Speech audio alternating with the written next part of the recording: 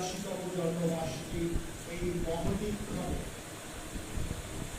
উত্তর সংস্কৃতি বিভাগের পশ্চিমবঙ্গ বাংলা একাডেমির আয়োজন এবং গাছের চারা দিয়ে আমরা আজকের এই অনুষ্ঠানে বরণ করে নিলাম শ্রী পিনাকি রঞ্জন প্রধানকে, অতিরিক্ত জেলা শাসক পঞ্চায়েত। এবারে আমরা বরণ করে নিচ্ছি মা শাসক শ্রী সৌরভ, তিনি উত্তরীয় পরিয়ে গাছের চারা তার হাতে তুলে দিচ্ছেন একে একে অতিথিদের আমরা বরণ করে নিচ্ছি। আমরা এবারে অধ্যক্ষ বঙ্কিম গবেষণা কেন্দ্র শ্রী রতন কুমার নন্দী মহাশয়কে, ডক্টর রতন কুমার নন্দী, তাকে আমরা বরণ করে নিলাম এবং একটি গাছের চারা তুলে দেওয়া হলো তার হাতে। এবারে সচিব পশ্চিমবঙ্গ বাংলা একাডেমি শ্রী বাসুদেব ঘোষ মহাশয়, শ্রী পল্লব পাল তাকে বরণ করে নিলেন উত্তরীয় এবং গাছের চারা প্রদান করলেন। এবারে হয়ে উঠুক আমাদের এই গবেষণা কেন্দ্র, বিশিষ্ট জনেরা আবরণ উন্মোচিত করলেন বঙ্গদর্শনের 22তম সংখ্যা।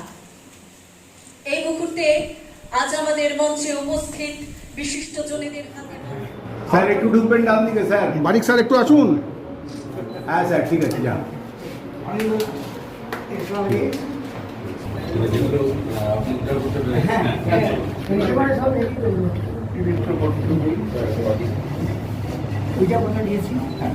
এই যে এটা এঁকেছিলেন বঙ্কিমচন্দ্রের স্কেচ। এই হচ্ছে ওনার চেহারা, অনেকটা বন্ধ করে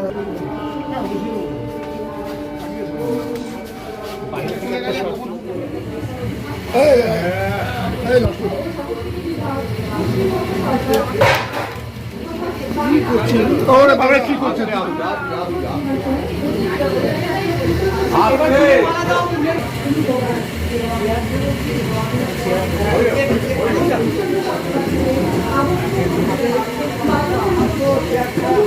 আর আপনি ফ্রেম ঢুকছে দাদা, এটা ভালো হয়েছে।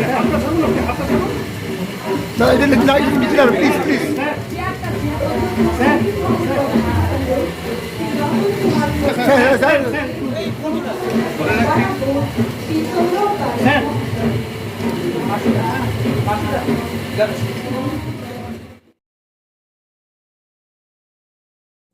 চট্টোপাধ্যায়ের পারিবারিক সুবিধাকে শ্রদ্ধা জানানোর পর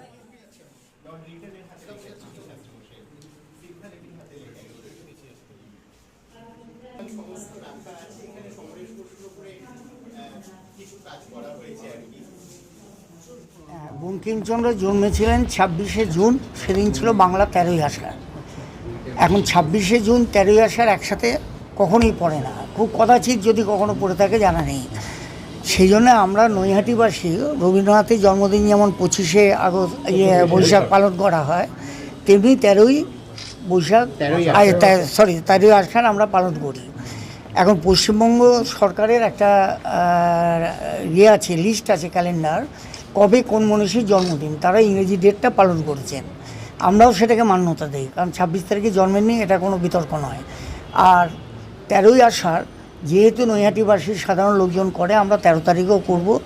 আমাদের অ্যাডভান্টেজ হচ্ছে 26 থেকে 28 এই দিনগুলোতে আমরা পরপর অনুষ্ঠান করি এবং এখানে ওই পশ্চিমবঙ্গের তথ্য সংস্কৃতি বিভাগ এবং শিক্ষা দপ্তরের সহযোগিতায় আমরা এই কাজগুলো করছি। দুটো দিনই তাদের লোকজন থাকবে, আমরাও থাকবো, কাজে বিতর্কের কোনো প্রশ্ন নেই।